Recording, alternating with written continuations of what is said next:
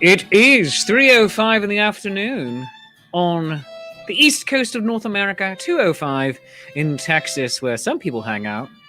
And that's only part of Texas. Multiple time zones in Texas. Hello, dear friends, and welcome back to Shakespeare's Coffee Break, the show where I, your friendly neighborhood Shakespeare, go on my coffee break, and hey, it's time. Let's have a nice noisy slurp. That's just good internet audio. I don't care who you are. Now, we have a wonderful show today because it's going to be different. We normally on Fridays do a watch party on Facebook where Andrew McKee, the Irish bard, and I, we watch our show, Shakespeare Reviews, and we comment and make fun of ourselves in the comments. Usually me saying, dear God, I talk a lot. But today, we are doing this live because here in studio with me, I have Andrew McKee, the Irish bard. And by in studio with me, I mean we are each at our own personal homes. Yes. With social distancing at its best. Yes, with varying levels of good internet. He has way better internet than I do. As is a constant complaint on this show. But before we get into all that, number one, thank you to the Jackdaws for providing the music for today's show. As always, they are providing the song Shakespeare Approves of this theme song, which is great. Susan Hill, you are here and watching. Huzzah to you too. And today's show is brought to you by the letter A and the number 157,000. Thank you for supporting our sponsors. Speaking of supporting our sponsors, I have actual real sponsors that I needs must ask all of you to follow. And because I don't want to break up the flow of the show today, I'm just going to do all of the ad reads right now. So Shakespeare's Coffee Break is brought to you by the good people at Hill Storage and Rigging Company. No relation at all to Susan Hill, who's watching the show. Enjoy the peace of mind that comes from knowing your equipment is in skilled and experienced hands, with services from their machine movers and erectors in Middletown, PA. Established in 1967, Hill Storage and Rigging Company is a family-owned and operated full-service millwright serving industries in the Mid-Atlantic states and beyond. They are a women-owned small business with hours of operation Monday to Friday, 7 a.m. to 5 p.m. Eastern Time, weekends by appointment only. Call them at 717-944-7676 and visit them at hillrigging.com. Today's show is also brought to you by renfest.org. The mission of renfest.org is to drive more traffic to the sites, online stores, and social media of the Renaissance Festival artisans and entertainers and venues. And during the ongoing coronavirus pandemic, to promote the idea of a hashtag Renfest at home, to encourage patronage whilst fairs are closed, and support other initiatives such as Digital Renfests and the Rescue Foundation that benefit this community. Follow them on social media and visit them at renfest.org. Renfest.org. It's in the name. Henderson's Hearth. The good people at Henderson's Hearth have just come on to join this wonderful, wonderful enterprise. And by enterprise, I obviously mean Star Trek The Next Generation, because that is the only enterprise to me. Why am I going into that? I have no idea. Well, Henderson Hearth makes... It's you know what, here's you know what, we're stopping the ads, so I can say this. We're going into it because this is my show. You know me, you know that any excuse to talk about Star Trek, I will. I just today caught up on episode 2 of season 3 of Star Trek Discovery. Andrew is flashing us his gang symbol right now. That's wonderful. Oh yeah. And yeah, so that's why I say Enterprise. And you know what? Screw you, internet. That's not a nice thing to say. No, I'm just gonna go back and read the ad. So, Henderson's Hearth makes mixes and jams inspired by Celtic heritage, but made for your busy family, and to bring you old-fashioned comfort foods that are quick and simple for you to make at home. They strive to provide you healthy, easy, and delicious products steeped in our Scottish heritage. Each product is made in small batches to ensure that your mix will exceed your expectations. The recipes come from either Ireland, Scotland, or Wales and contain no added preservatives or artificial ingredients. In 2013, they opened at the Louisiana Renaissance Festival. Since then, they've expanded to the Hogtown Medieval Fair, Alabama Medieval and Fantasy Festival, and the Tennessee Renaissance Fair. Order online, follow on Facebook, Instagram, and Pinterest. Whether you embrace the heritage or want to recapture an experience on a vacation, you'll find something here to enjoy. All 5 soup mixes are vegetarian. Free shipping on orders over $30. The packages are going out today. That last part, I think, was actually just a note to myself, so that's kind of fun. But Henderson's Hearth, go visit them at hendersonshearth.com. And finally, dandy folk, bits and baubles for for their sharp and snazzy. Come peruse their ever-expanding collection of accessories, reversible venture hoods, scarves and masks, and more to get you through the seasons in style. They have a spooky Halloween and fall collection and the fandom collection. Are you into the Doctor, Hobbits, Wizards, the Force, or the Federation? We've got you covered. Their cotton masks are hand and machine washable. Sewn in polypropylene filters are added feature to them, so they're automatically 3 degrees of protection. Built-in stainless steel nose bridges and comfortable woven elastic. The 3D shape of the new mask patterns provides more breathing space betwixt your mouth and nose and the fabric, whilst also offering a good seal across the nose and under the chin. Shop now at etsy.com/shop/dandyfolk, and also follow them on Instagram at dandyfolk. You'd think I could read the copy, but tell them Shakespeare sent you. And now, going into the comments right here, V. Nigel Taylor says, ooh, snazzy. Yeah, very snazzy, right? And Susan Hill said, earlier, Trek digression during the ad read, everyone drink. So go do that. But Andrew, are you nearly ready to talk about what we're doing here today? Oh, right. Yeah, definitely. We're going to be doing our Shakespeare Reviews review, right? We're going to do a little watch party for it because of what happened last Friday. I know. Tell them about that. That's insane. I know. We're coming to get you, Facebook. We're coming to get you. We normally do a Shakespeare Reviews release on Fridays, Friday mornings, and we did on Facebook and YouTube. And what would happen, of course, is that on Facebook, we got a copyright takedown notice from Universal Music Group. Now, what's interesting is that the only music used in the entire thing was mine. I recorded music Andrew wrote, or rather arranged. It's to be fair, it's a 400-year-old song. You know what? Time travel was involved with this. Well, someone came forward. The ghost of Christopher Marlowe came forward and said, you know what, that Andrew McKee, he is a thieving bastard. And in my day, I couldn't go after Shakespeare for being a bastard. I'm like, that's right, Marlowe. But you know what? I'm going to go after Andrew McKee right now. So Universal, have at them. That's what happened. They have a reputation for just having an algorithm that is very aggressive and a lot of false positives. And that's what happened. Now, unfortunately, the way Facebook sets it up, we can dispute it, but our video is still down until they respond, which is about a week long, which is crazy because they can just take their time, not even respond to it, and then we get our video back. But they just took us down for a week by, running through a building yelling fire. I mean, it is ridiculous the way it works out. But I mean, you've heard these horror stories before a lot from different streamers if you've looked around, because it happens to everybody. And Universal Music Group is notorious for doing it. So hopefully won't happen again. We're actively working against it and trying to do what we can. But the video is on YouTube. And because of that,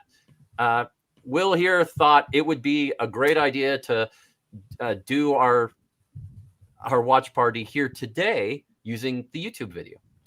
Yes, and you can watch the episode at the link I just provided in the comments. Oh, section. Yes, there you go. Yes, so here we go, right there. So that's the link we're going to be watching it on. But we want you all to watch it here with us. So we're going to give this the Mystery Science Theater 3000 treatment, or if you tune in on my occasional once a month Sunday morning brunch watch parties, we're going to be doing the same thing.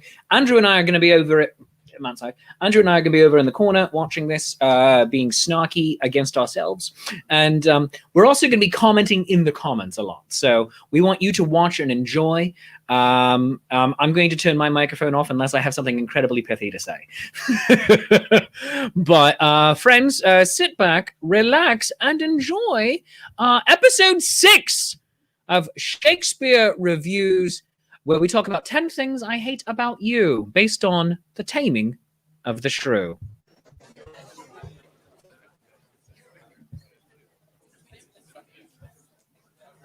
There we go.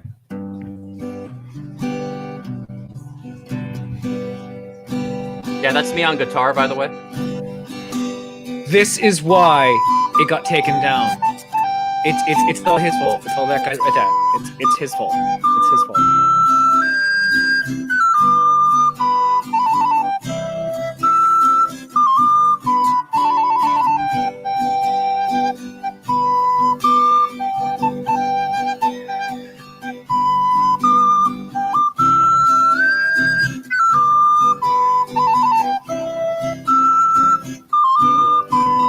So Andrew does all of the technical work on this show, up to and including.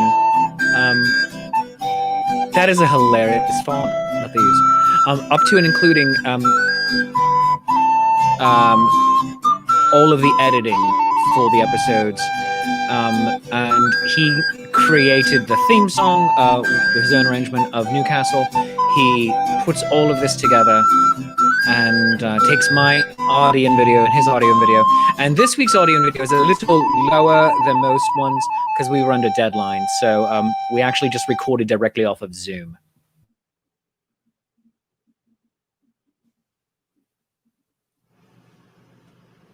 Hello and welcome to Shakespeare Reviews, the show where we review adaptations of Shakespeare's plays presented for the American and international cinema. Let's not forget about them.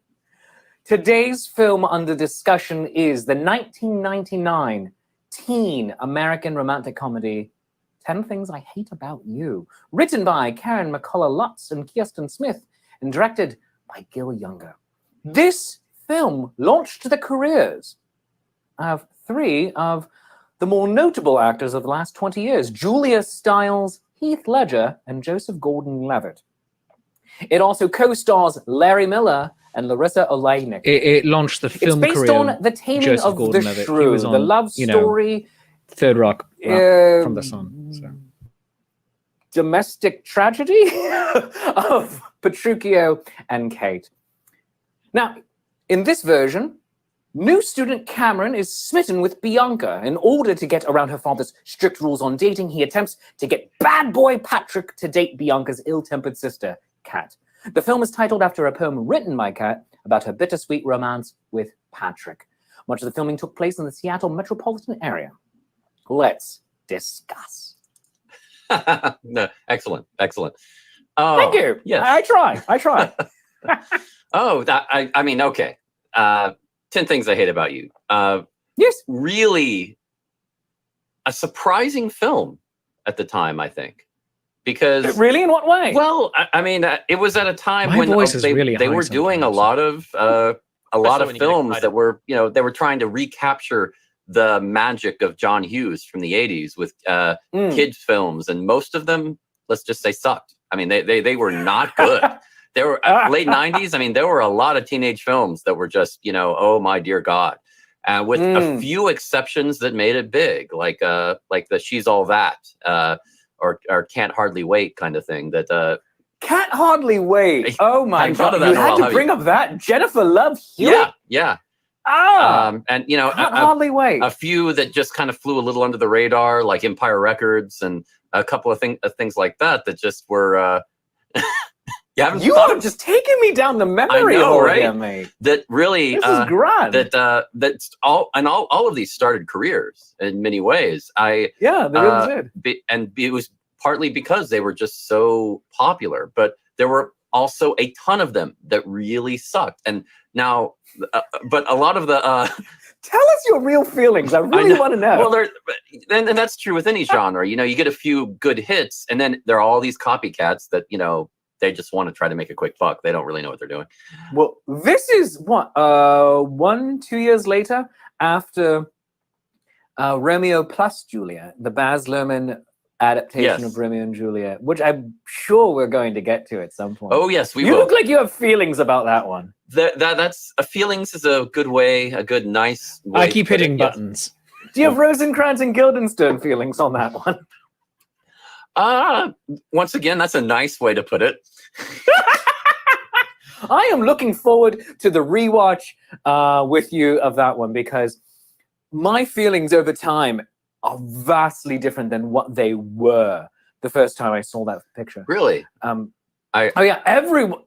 Obviously this episode we're not talking about that, but just since we're on the teen movie genres of the 1990 conversation, as a teenager who liked Shakespeare, and thus this movie was aimed at me at the time, in 97, 98, whenever it happened.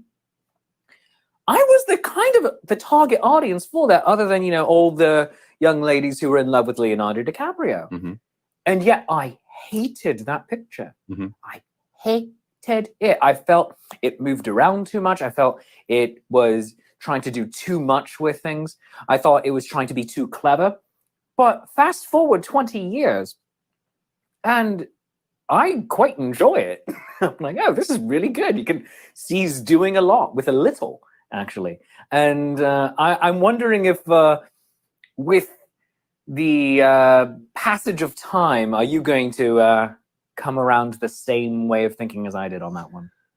I'll be impressed if that happens. So this was digression number 1 in today's conversation. Yeah, so for those of you keeping score. How many more? Yeah, I know. It's going to be a thing. I mean, because I didn't take us down this one either. Andrew did. I did. I started to. I didn't mention that film on purpose, but you kindly brought it up in the list. But no. I mean, it was a time when you had a lot of. It was a resurgence of the teenager film genre, and there were a few successes, a lot of failures, like I said. But you're talking to me, but you're muted. This one was such a surprise because. And unlike the standard teenage film, this one, it really tried some new stuff. And I think they were very successful in a lot of ways. I mean, it's so much so that later on it was parodied in other films. And it spawned its own TV series, not right away. True. 10 years later, when the first round of nostalgia started setting in. Very true, very true. It's just, oh my goodness. And so, yeah. Taming of the Shrew and 10 Things I Hate About You. Let's start discussing it for real. Let me kick this off real quick. I love all of the little odes to the original Taming of the Shrew they're throwing in here. It's Padua High School. His name is Verona, because Petruchio comes from Verona. They update his name to Patrick, but Katerina and Bianca remain exactly the same. I love how much of the original Shrew is in here, even in just homage and passing. I think it is quite brilliant that way. Now, correct me if I'm wrong, but for me, the feeling I got with it is that they took Taming of the Shrew and took the feeling scene for scene and said, this is what they're trying to accomplish in this scene. This is what they're trying to say in that scene. And then they modernized it and wrote their own scene for it. So it's not made every character 10 to 15 years younger. Yeah. And they did all of that, but they still, without following the original story too much at all, they kept the feelings, the emotional sway that happened during Taming of the Shrew in such a good broad strokes way that just worked. I mean, you felt the same highs and lows as they went without just rewriting a whole new thing. 1000% I agree with you on that, my friend. This is a beautiful template for how adaptations can and probably should be done. More of a mood piece. Let's capture the same feeling without trying to do shot for shot for shot Gus Van Sant remakes of Psycho. Yes. Yes. I mean, in this, the teenagers, and they play on the concept that teenagers, everything is life and death. Everything is incredibly high and low emotional peaks and valleys, far more so than at any other point in your life. And they do it so brilliantly and beautifully. And in the original Taming of the Shrew, Petruchio forces Kate to go through those incredibly high and incredibly low emotional peaks and valleys because he is not a good person. He is possibly a sociopath, and he is definitely a mentally abusive person. But you take that, you translate it into high school, where it is already an emotionally abusive situation. Yes. Because teenagers, and I'm not sure if you know this, friends at home. Andrew, give me the one shot. Give me the one shot here. No. Oh, right. All right. Teenagers are terrible people, and that's a hot take from Shakespeare. Teenagers are terrible people. Take it from me. reformed teenager. I was a teenager. I got over it. But yeah, teenagers, not good, not nice. Some of them are okay. Not many. Back to you, Andrew. That's a good PSA right there. I like that. Yeah. And I don't know if the people at home know that. No, That teenagers are kind of crap. Well, and as a teenager at the time, I would have said no. But to be fair, I don't think you can call them bad human beings. It's creatures that are trying to understand what being a human being is, so that they can try to manage it. Yeah, but they make such terrible choices on purpose. But look at their role models. So fair enough. Fair enough. This is 2020. I know. We are seeing grown adults have conversations involving name calling and also saying "nuh-uh." So yeah. I mean, I want to give him some slack here on that. You know what? Point retracted. Give me the one shot again. Fair enough. Hi. Teenagers are not terrible people. They have terrible role models showing them how to become terrible people. This is Will Shakespeare with your PSA. Back to you. Oh, mercy. Okay. Thank you for laughing. No problem. No, okay. So back to the film now. Yeah, sure. Right. The film, yes, the film. Did we ever stop talking about it? Now, what has made a huge shock about this film? Another thing that makes this such a huge surprise is that Gil Younger, the director, first film he directed. Really? Yeah. I mean, he directed TV, and honestly, as far as films go, he directed a lot of TV before, and he directed a lot of TV after. I mean, it's a very character-driven approach, and a lot of TV directors have trouble making that jump to movies. But absolutely, and vice versa. Yeah, and vice versa. And I think this really shows what they don't all have that problem. I mean, I think taking this as a very character-driven film and making it personal like that worked. But having the scope and the grandeur of a film managed to accomplish. And I think that was really, really well done. And also, Karen McCullough and Kirsten Smith, who you mentioned earlier, also that was their early writing debut thing too. So, I mean, afterwards, they're responsible for movies such as Legally Blonde, Ella Enchanted, so and of course, another one we're going to be doing, She's the Man. So, you know what all of those have in common? Oh, what? Please tell me. Musical numbers. Oh, God, yeah, you're right. I didn't think of that. Yeah. Legally Blonde has the whole bend and snap dance sequence. Goodness gracious. Ella Enchanted, sure, yeah, did have some. Oh, Ella Enchanted has several. Yeah. But they have a full dance number at the end. Yeah. But they had Somebody to Love. Yes. At the Giant Bar. I mean, yes, musical numbers. And this one, of course, well, let me just say it to you, Andrew. You're just too good to be true. There is that. And I mean, making it, I mean, I think all of these, what they had in common was they were serious films that didn't take themselves seriously. You know what? That's exactly it. They have a sense of humor about it. Yeah. The setting out to make a great product, but without being precious about it. Yes. None of those films are precious.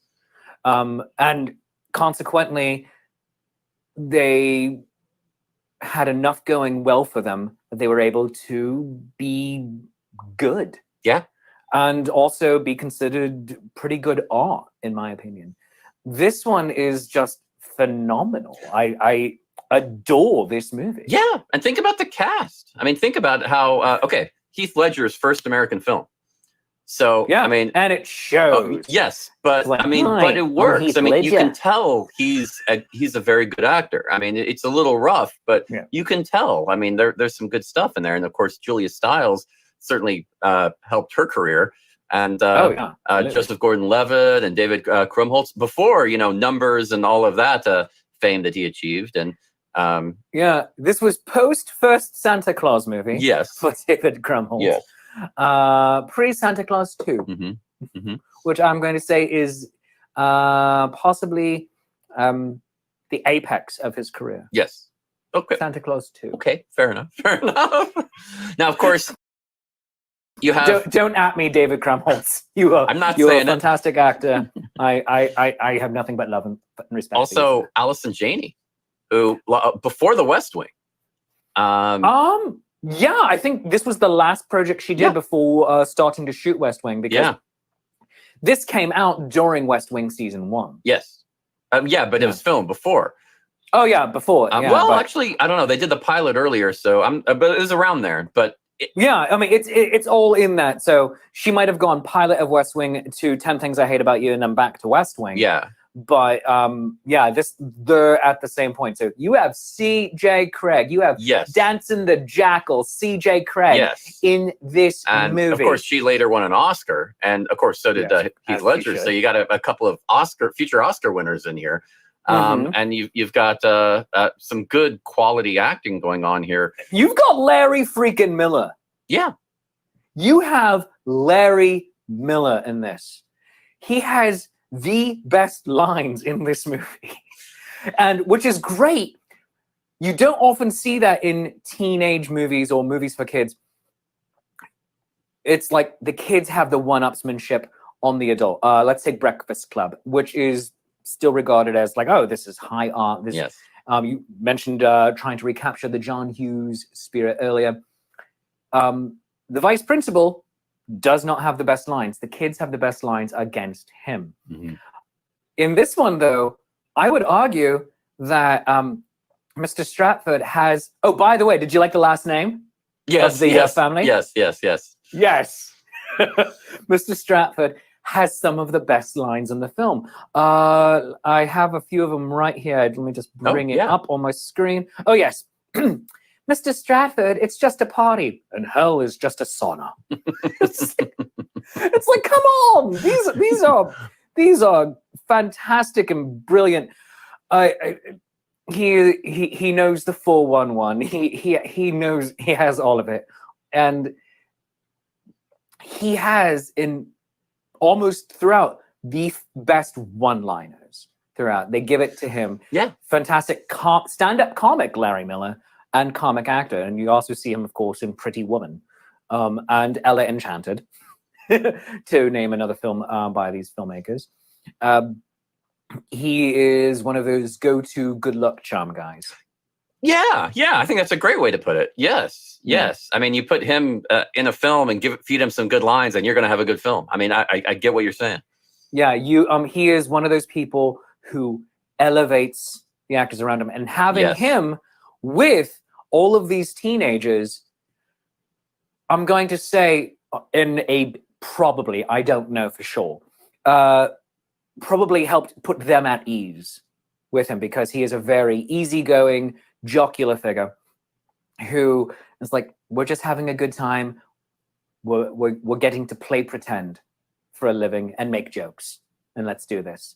And it would certainly put Julia Stiles, who already had a pretty decent career coming into this. True. And the young lady playing her sister at ease.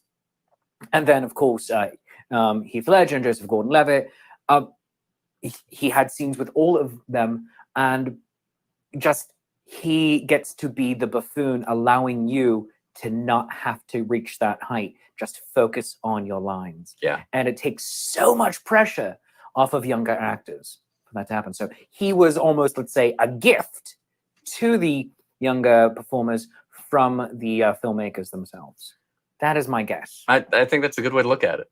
I mean, I following up on that, David Krumholtz, who later, when he was asked about the film and why it was so successful, he said that one of the things that made it so successful was, let's see, the quote is, a unified chemistry throughout the ensemble. That everybody just got along so well. I mean, that they were that they were just having fun. You know, when they weren't filming, they were hanging out and having a great time. All of them, without exception. Yeah. And it was just that chemistry really translated in the to the film.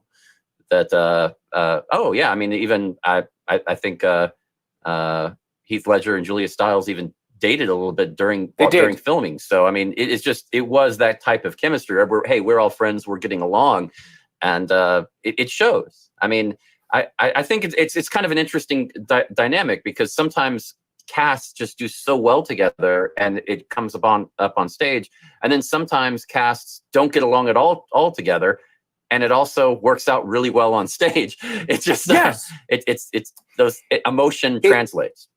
It's the thing of, can you work together? Because also there are brilliant exceptions to point out of casts getting along great, and then the movie is crap. I'm looking at you, Ocean's 12. That wasn't a movie. Seriously? That was a reunion they filmed. Yeah, very much so.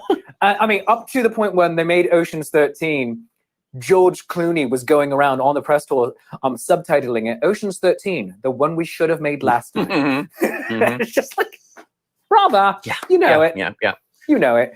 But, I mean, that was not a good picture. It's a fun thing to watch, only if you're watching the first one and the third one. But you see so much of it with beloved properties, be it film or television, where the cast genuinely has a high regard for each other that carries through, as you were saying, onto screen, and they last the test of time, such as West Wing. That cast is famously all in love with each other. Or Battlestar Galactica's remake.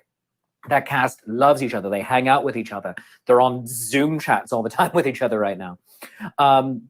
Star Trek The Next Generation, same thing. They adore each other. Or The Lord of the Rings. I mean, the Hobbits all hang out together all the freaking time, apparently. And then they get Orlando Bloom involved, and Ian McKellen and John Rhys Davies whenever possible. And you spend a few years together, you know. John, I know. Yeah, you all moved to New Zealand together for a long summer. It really much is. And then you have these pieces of intellectual property, these pieces of art that you can feel the love pouring through it, because there was love at every level. There's love on the script. As you said, they take each scene and break it down into what is the mood trying to accomplish. And that carries through, that permeates. The director knew how to work with teenagers and just get the most out of all of them. The actors all had a huge and fond regard for each other, and every day was fun. And that comes through, and you feel it, and you're just like, yeah, this is a fun time. Let's rock this. I can't say enough positivity about this, but also picture this. Seattle, 1998, during the making of 10 Things I Hate About You. Imagine, if you will, you're in the marching band on the field at Stadium High School. Now Padua High School for the purposes of this picture. And Heath Ledger goes run skipping over the stands. And you just see him gliding. You're like, the hell is this? That is some of the magic of this film, because it's one of my favorite visuals of this picture, of just him run skipping as he goes. And I think that's one of the things. I mean, it's the visuals that they captured so well in a film that's very character driven. I mean, when you get both of those in there, it's a good combination for a great film. Now, with his look, do you think he was trying to be Jim Morrison? It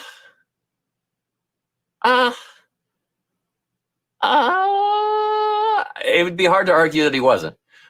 Yeah, especially knowing his trajectory over the next 10 years. There is that. There is that. Yeah, it's like, so sad. But yeah, I feel like he had a little bit of the love of Jim in him. Well, if you're going for the bad boy look that like you did for the film, it's difficult to do much better. And if you've got an amazing head of hair, which he did. Yeah. I mean, you get the longer hair, you go Morrison. You get the shorter hair, you go James Dean.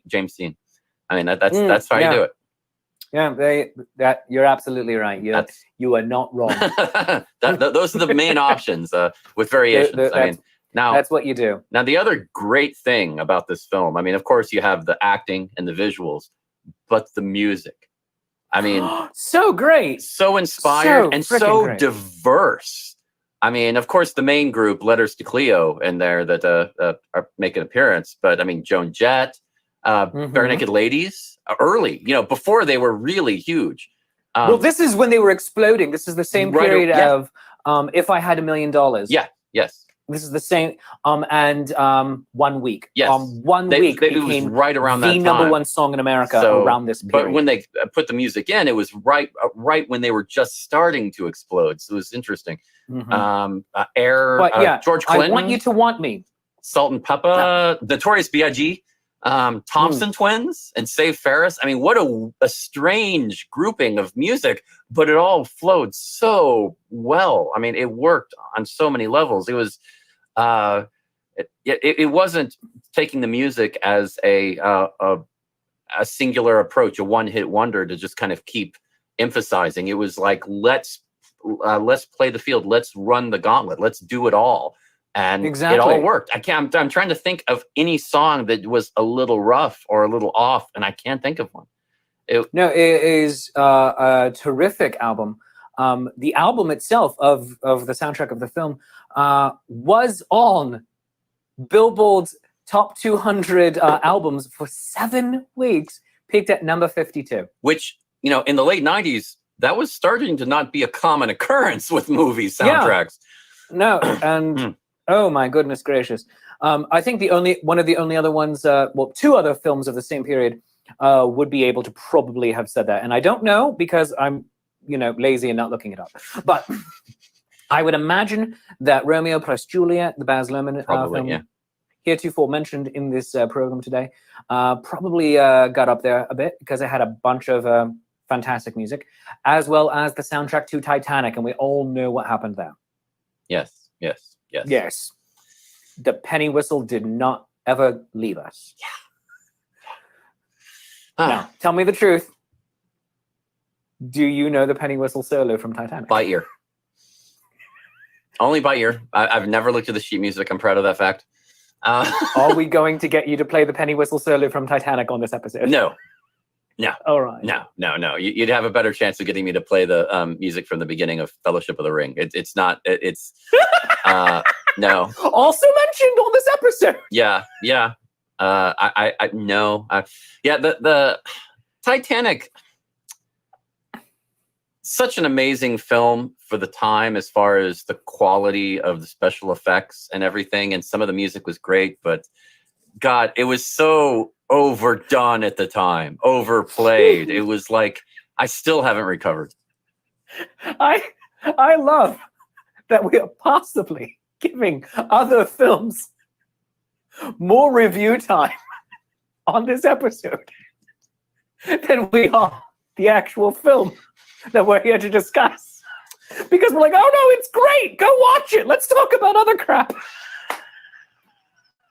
Well, that's the beauty. That's the problem, though. That's the problem, though, with something that is genuinely great. Yes. There's so little to critique that you're just like, do you think that, damn, it's good. Do you think that the innocence of a lot of the first-time movie director, new screenwriters, you get some newer actors, younger actors who are trying out with a few,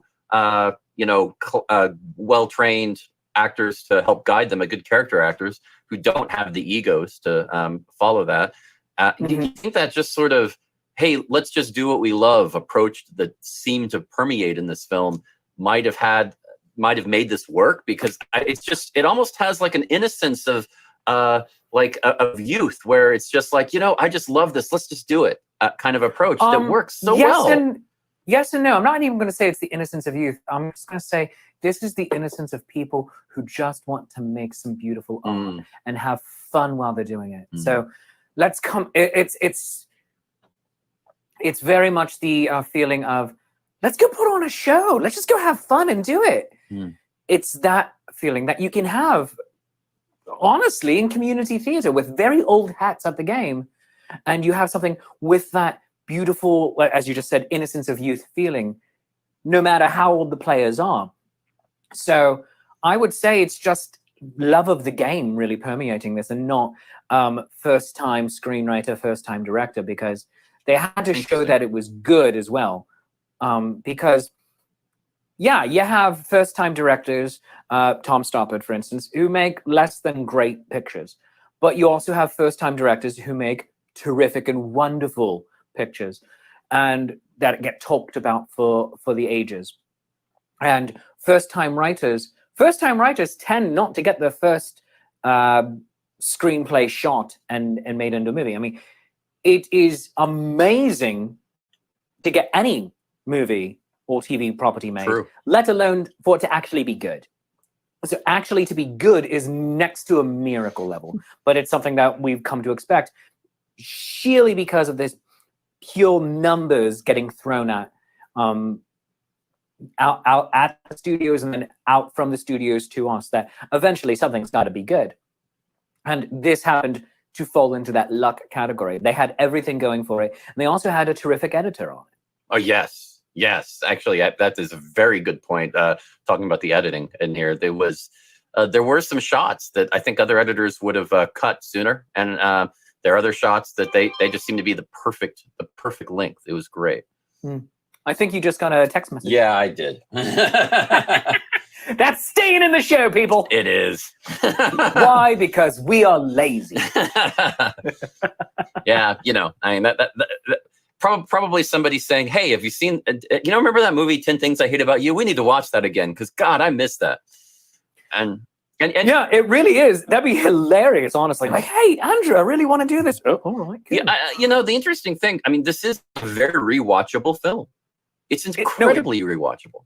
It very much is. Like you said, there are a lot of really good subtle nods to Shakespeare throughout that you might not see in the first. Actually, you won't see in the first viewing. You'll a few viewings, you'll still see some, and it's still. I mean, just I don't know. I'm trying to think if I would ever get sick of this film. I probably wouldn't. Here's how popular this film was in 1999. So 1999 was the year I graduated from high school.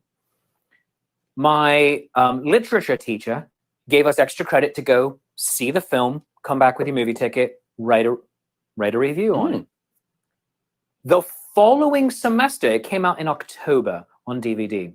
The following semester, in my Shakespeare class, we watched 10 Things I Hate About You. And it says, we're going to watch, it was a twice a week class on Mondays and Wednesdays. And she said, on Monday, we're going to watch the original Taming of the Shrew. And on Wednesday, we're going to watch 10 Things I Hate About You. And we're going to compare and contrast. And this is brilliant. Love it.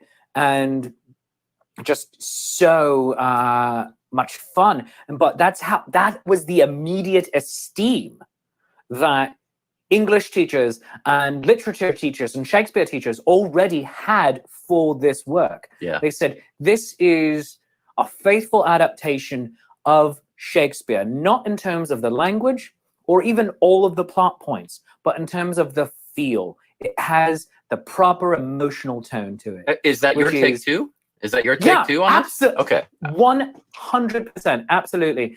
Because as you were saying, let's go capture the mood of each scene and translate that. Okay.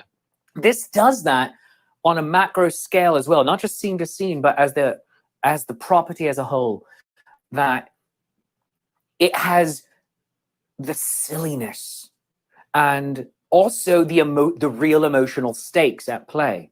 When she is bereft, she learns the reason Patrick was interested in her in the first place, and then she writes that beautiful poem.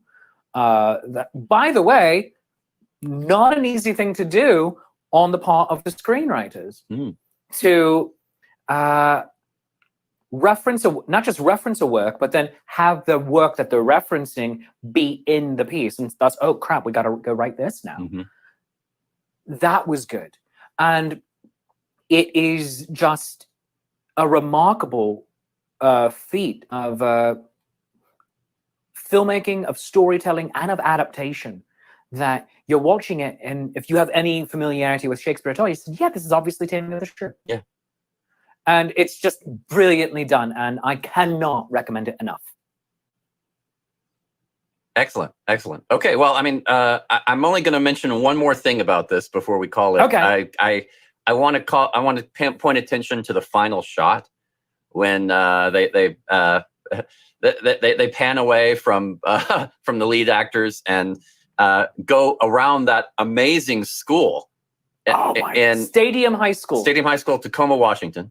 And they pan around that, and they have Letters to Cleo, the band, up on top, you know, playing a show on the very top of it, and this helicopter just kind of goes around. This is before drones, everyone. You have to realize that. So the helicopter goes around that, and you know, and buzzes them. I mean, it's like Top Gun. They buzz the tower. They just buzz right by them a few times. The musicians. It's like an OK Go video. Yeah, I mean, the musicians said it freaked them out, and it was the scariest thing they've ever done in their lives. It was crazy. Just, but it was such a really good exclamation point at the end of the film. A great visual, and the music just worked so well with the feeling of the whole movie that it just it was such a. It was a ballsy thing to do, because at the end of a movie, you don't normally have the budget for things like that. I would argue that it was inspired by Branagh's ending of Much Ado About Nothing, which we talked about. Well, for those of you watching this in order, last week. Yes. This is the last movie we talked about. We'll be referencing Much Ado About Nothing in a lot of Shakespeare adaptation film reviews in the future, because they did it right. But the final shot, which begins as a crane shot and then goes up into a helicopter shot, and it's if you ever see the behind the scenes for how they did it, is kind of amazing for it. But I'm rather certain that shot, that closing piece with Letters to Cleo in 10 Things I Hate About You, is directly influenced by Much Ado. I hadn't thought of that, but I think you're right. I mean, now that you mention that, it makes perfect sense, because it was just a few years before, and everybody still when they were about made, it was only about a 5-year difference. Yeah, probably less with pre-production. So yeah, I'm sure they looked at it and was just like, you know, can we do something like that? And that's where they came from. But make it even crazier. Yeah. Do it our own way. Do it a modern way with music like that. So not having the budget to do it at the end of the film, here's the question, because, you know, no secret, movies are often, if not usually, shot out of sequence, saying, what's the most expensive thing? Can we do this? Let's do it now before we spend all the money. But also, when you have actors or music groups that are going to be inside the movie, you don't normally do a dangerous shot like that at the beginning either. So I don't know. It's the last day. If you die, we will remember you. We still have the movie in the can, and you know, we get a slight bump in promotion for the film. So and at the top of the movie, we'll say, for Cleo. Yes, right. And that's it. I mean, you don't normally do the dangerous stuff at the beginning. I'm going to say that. That's dark. That is dark. But so are insurance premiums. So I'm just saying. Oh goodness. Oh well. So any final thoughts? Well, I mean, other than just this is a movie that surprisingly a loose Shakespeare adaptation that is almost a must-see Shakespeare adaptation. I mean, I wouldn't normally say that, but for this, yes, I think you really need to see this. I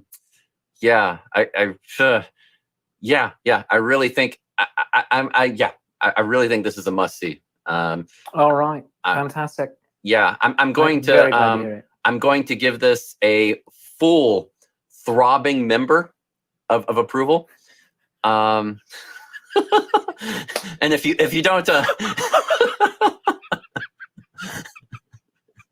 and if you haven't seen the movie, you will not get that reference. Oh, I was going to be a little more obtuse. obtuse, and just say, I'm going to give it an entire marching band. Well, that's a throbbing member. That's fantastic. oh my God. All right. I mean, let me see if I can say this with a straight face. Hi. I will also give this a full throbbing member. You couldn't keep a straight face. No, I couldn't. No, and that's a reference to Allison Janney's character, of course, who was part of the little side plot, was that she was spending her time not just as a guidance counselor, but also as a writing erotic literature on the side, and it was and sometimes she was doing it while talking to students, and it was a little weird. I want to go back and just ex post facto give Allison Janney every possible award for everything. I want her to get an Oscar for this one 21 years later. I want her to have everything. That's what I want. And Oscar awards are never fair.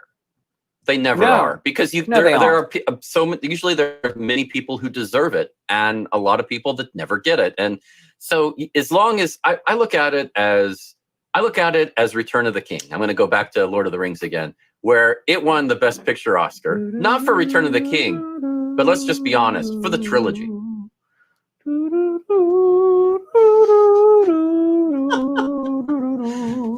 Really?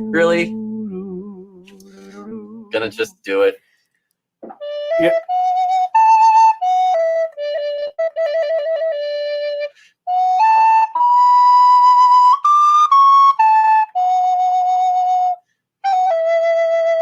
If we get a copyright notice, I'm coming after you.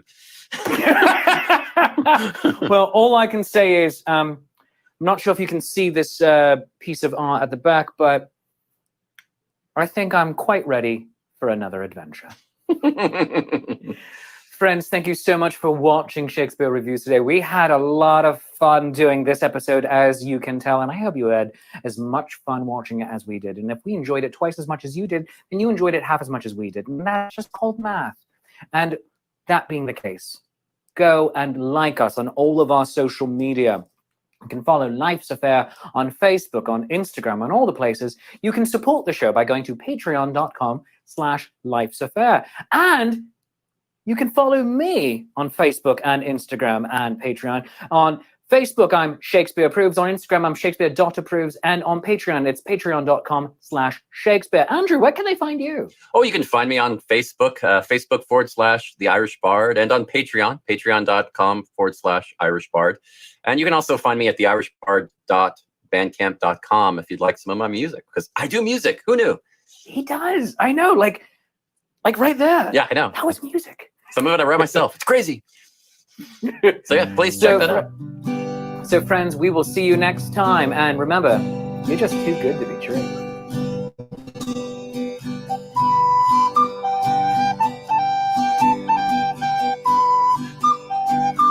So that was Shakespeare Reviews.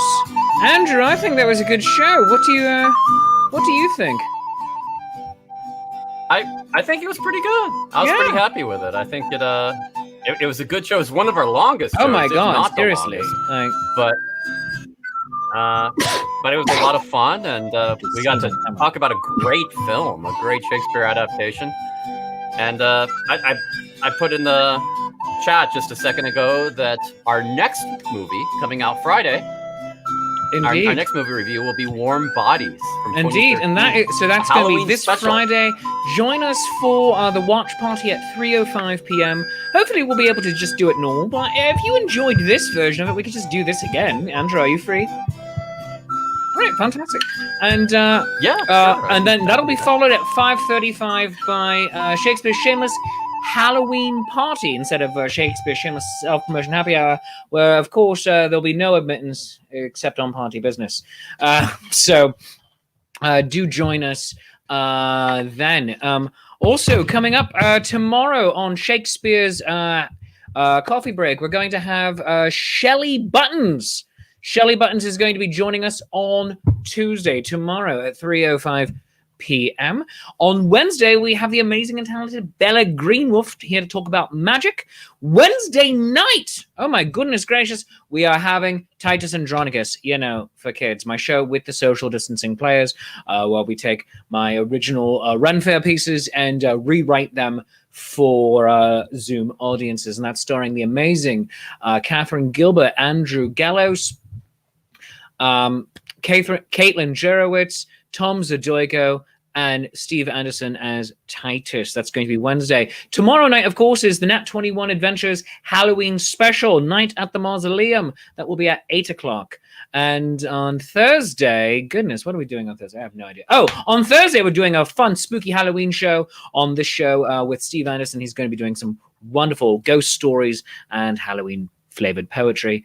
Friday, we're doing warm bodies, and then for our discussion, and then Friday night, 5:35 Eastern time, Shakespeare's Shameless Self-Promotion Halloween Party. And I want you to send in your photos or videos, or just join us live of you in your costumes, because we're going to have as guests Jim Hancock, the Burley Minstrel, and Jacques Zewipper. We will be judging you. There will be actual prizes for the best Halloween costumes. So do join us Friday for that. So just so much going on this week. Andrew, do you have anything specific you would like to promote? Wow. Let's see. We have a Thursday night show on Life's a Faire that will be a CD release for the Pride of Bedlam. They're the pirate group out of the Texas Renaissance Festival. And then let's see, on Friday night, we have a Halloween special show at, again, at 7 p.m. Central, 8 p.m. Eastern for the Mechanical Maiden. We'll be doing a special Halloween show. And it'll be interesting because it'll be an event where you get to decide how the show progresses. That sounds like a lot of fun. So join us. There's so much going on. Also, I need to put in a quick plug for them. They're not a sponsor, but they certainly do a lot to promote both. He's over on that side. Both of our feeds and streams. The Renaissance Stream Guide. Go like them. Go look them up. I'm going to put a link to them. Oh, yeah. Let's put them in here. The Renaissance. Andrew, actually, if you could grab a Facebook link and drop it in for everyone into the comment section real quick, that'd be real helpful. The Renaissance Stream Guide, sure. They put up all of the feeds for all of the Renaissance performers. They do so much good in our community and connect you with all of your artists, and a lot of artists that you don't know about yet who are just absolutely wonderful and delightful. So that's getting that link is getting put into the comments as we speak. Andrew is grabbing that. Also, there it is, and here we go. Yes, there's the link right there. So facebook.com/Renaissance Stream Guide. I didn't want to just randomly say it because I didn't know for sure if that was it. But thank you so much for joining us. This is a true pleasure for me to be able to do have a weekly show like this every week. And so, Andrew, thank you, good sir. I really appreciate it. And yes, thank you. John says that's how learned about Shakespeare's Coffee Break. Oh yes, John Konofsky of Renfair.org.